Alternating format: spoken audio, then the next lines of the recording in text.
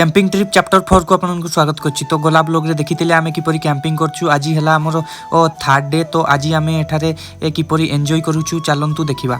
तो प्रथमे आमे एठारे हमर लंच करि देलु आ लंच करि देई कि आमे सीधा बाहरी पडिलु जो अछि आउ गोटे टापू भड़िया जगाटी से पटकू।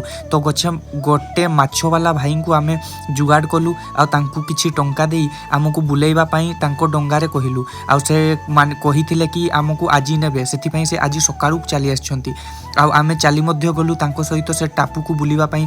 तो सेही दूर रे देखा जाउतबा जो टापू को आमे जाउछु तो चारिआडे पानी आउ एठारे ए बंधटी प्राय इंग्रेज सरकार बनाइथिला कहउचंती लोक माने। तापरे आमे से टापू रे पहुंचिलु ना।